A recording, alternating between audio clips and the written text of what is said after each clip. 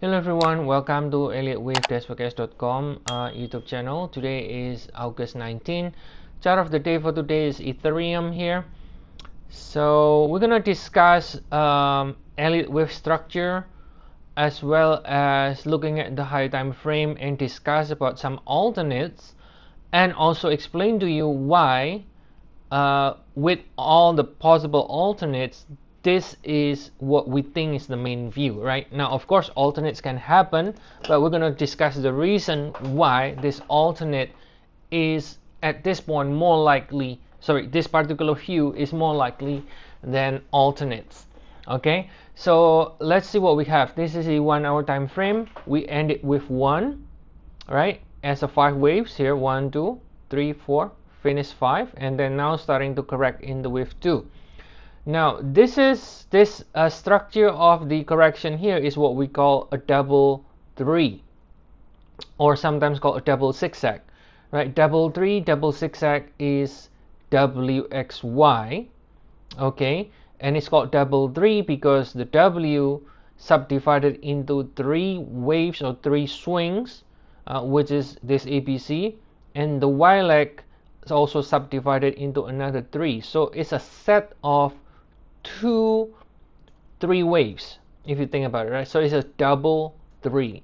This is the first 3, this is the second 3, so it becomes a double 3, and sometimes also called double zigzag because these 3 waves here most often is a zigzag, like ABC zigzag, and then this second leg here is also another zigzag ABC. So you take a look here. Here is the sort of the main structure of the WXY. This is WXY. You got ABC in the first leg, the W, and then the second leg Y is also ABC. As you know, the ABC zigzag, if you further subdivide, again the fractal theory suggests every degree of the Elliott wave subdivides into smaller degree, and this ABC zigzag, as you know, is a 5 waves here and then another 5 waves here. So C leg consists of another 5-way subdivision and so on. So but then the main sort of, if you keep subdividing, this never ending, right? So basically just look at it from the perspective of ABC and then another ABC. So it's a double zigzag. So here is this ABC here in the general structure is going to be equivalent of this ABC, right? So you can see the first ABC ended exactly at the 100% extension area, C equal A. So this is the area where normally the C is going to end, between 100%, 161.8% bounce. And then the second leg here also is expected to end within the same 100%, but not the 100% of this ABC internally, but the 100% of the WXY, which is the main connector of this entire decline, right? So if you measure WXY 100% extension, this is where we expect the current sell-off in the Ethereum to finish. Then from here we can then turn higher again. Either it's going to break to new all-time high, breaking above this previous peak, or else it's going to be at least bouncing in 3 waves at least from this area here. Now let's take a look at the larger time frame, discuss the various different possibilities. So if I zoom out to the daily time frame, okay, so if you look back here in the 1 hour, this wave 1 here is right here. That's your wave 1 here, right? So you can see we rally in 1 2 3 4 5 over there, right? So this 1 2 3 4 5, right, is technically from here, right? So I mean this 1 2 3 4 5 is from here, so something like this, 1 2 3 4 5. Now first of all, I want to draw your attention to where we are and what are we doing now with the current pullback in the wave 2, right? So as you can see, what you are doing right now is basically you are correcting in the wave 2. Ethereum is correcting in the wave 2, right?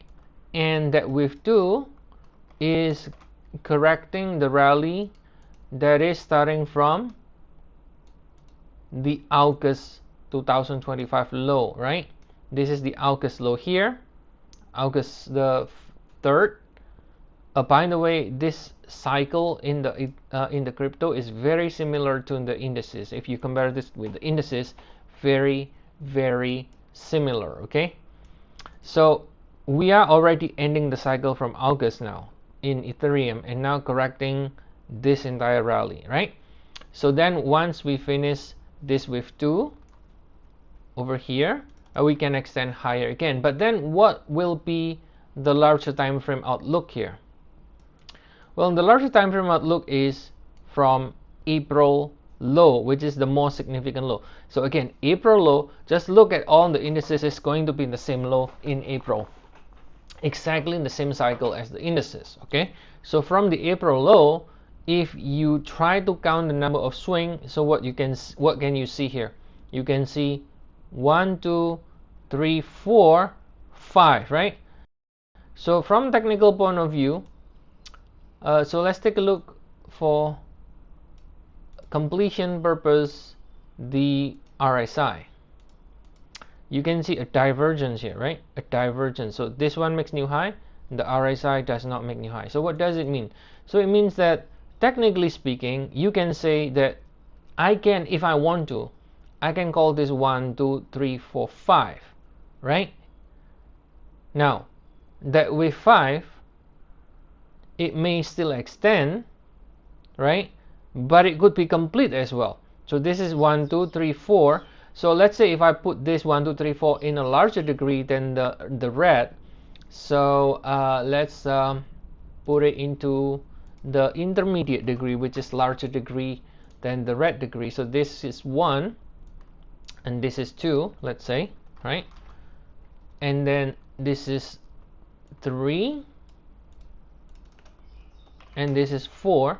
So the alternate here, guys, is that we are either correcting the cycle from this, from August, as a wave 2 of 5.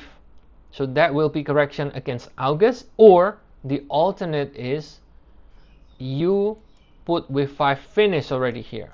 Now, if you put wave 5 finish here, then that means, okay, we put a higher degree labeling here. We finish with 1, right? If I put with 5 like this, then that will mean we are ending this 5 ways up from the April low.